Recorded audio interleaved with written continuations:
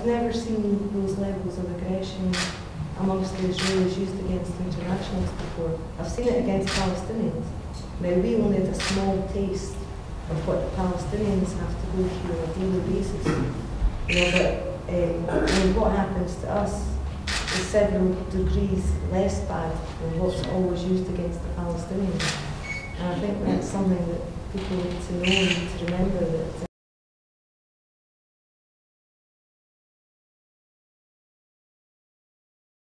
Yeah, I was on Challenger 1. I was up on watch that night, so we began to see the lights from the small. We'd been followed by, we saw small boats in the water, and all around us basically, and they were coming in fast. And on the radar, we knew that there was a bigger boat coming in from the other side very fast. And we saw the Zodiac boats come flying in. They came right through trying to split up the Flotilla.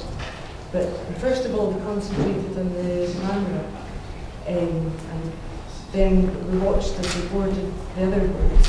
Our boat, the captain opened up the throttle and decided to head as fast as we could for Gaza.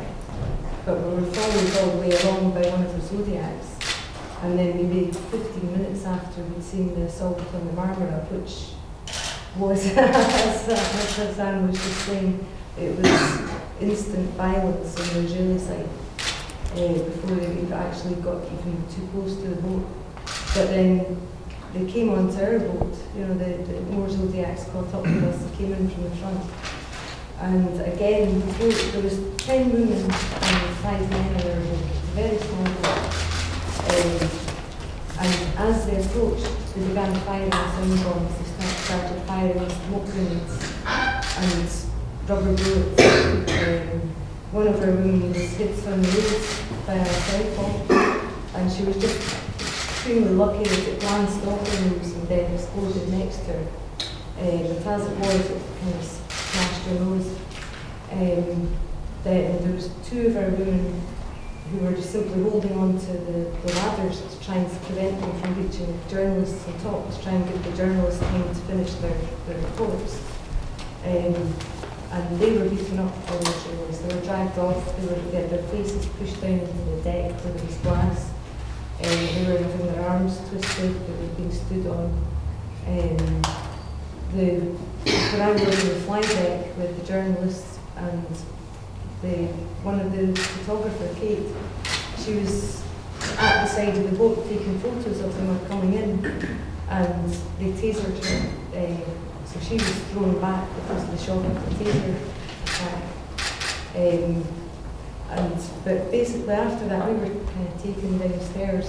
We were trying to prevent them from sort of beating our friends up. We don't challenge them physically, except for by walking them.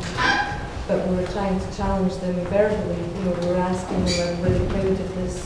Is this what the Israeli army trained them to do? To come in and beat women up? They kept on repeating, there are no arms on the boat, we're not violent, this is unnecessary violence. One of them put a gun to my head and told me to sit down and shut up, so I did for a bit. And then we kind of carried on trying to negotiate, because they'd taken Hueda and Anna, who'd been beaten, they'd taken them away from the front of the boat, and so we didn't know what was happening with them. And eventually, when myself and another woman managed to go to see how they were, we found them tied very tightly like this.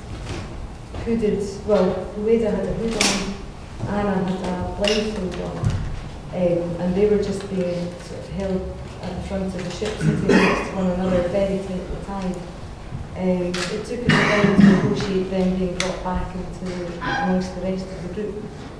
And then we were taken to Ashdod, where we were paraded off the boat. The Israelis, they had a reception committee there, they were all sort of cheering the soldiers and cheering us.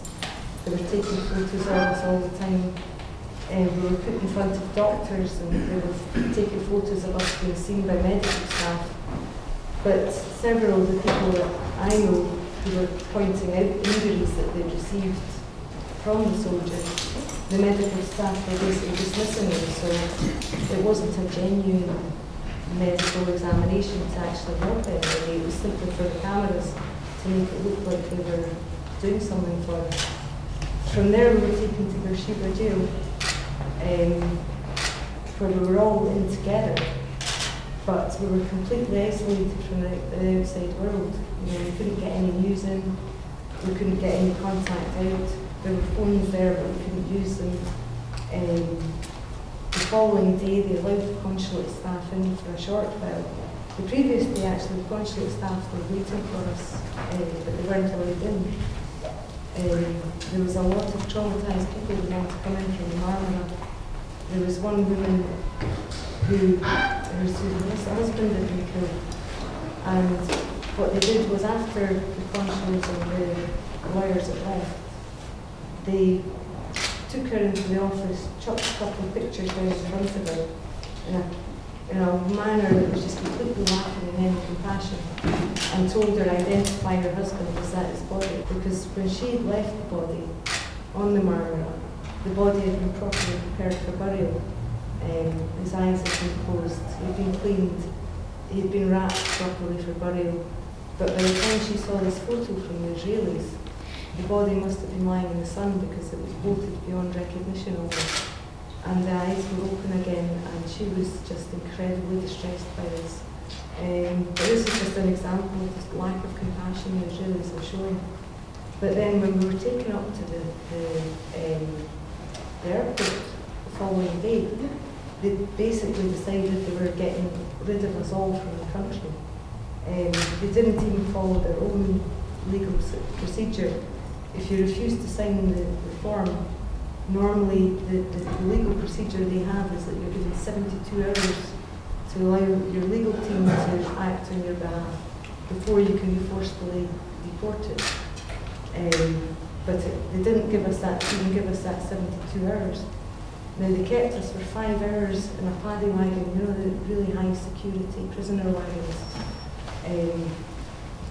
Basically small metal boxes within a big metal box, you know.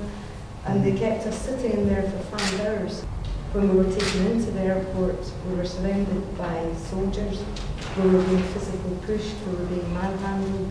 They were in our faces all the time.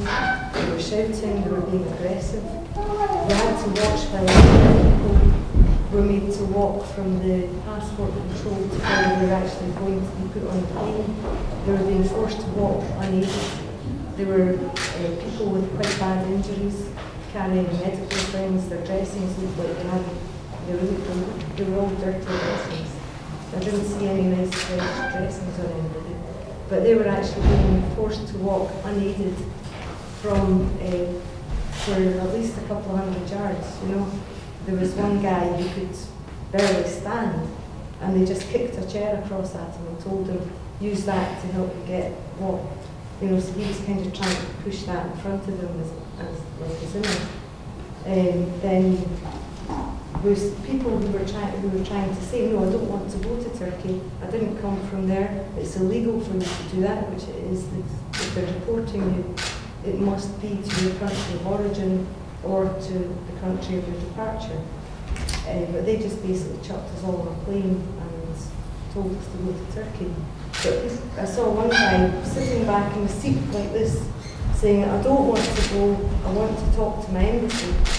The soldiers pulled him off the seat. This is an Irish guy, pulled him off his seat, and he was surrounded by 15 to 20 soldiers who were kicking him and punching him, telling him he had to get out of the country, he was going to Turkey.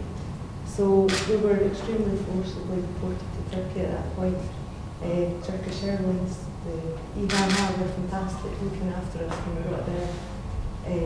But the levels, I've never seen those levels of aggression amongst the Israelis used against internationals before. I've seen it against Palestinians. Now we only had a small taste of what the Palestinians have to go through on a daily basis. You know, but what happens to us is several degrees less bad than what's always used against the Palestinians. And I think that's something that people need to know and need to remember, that you know, what happened to us was bad, but what happens to the Palestinians is always worse.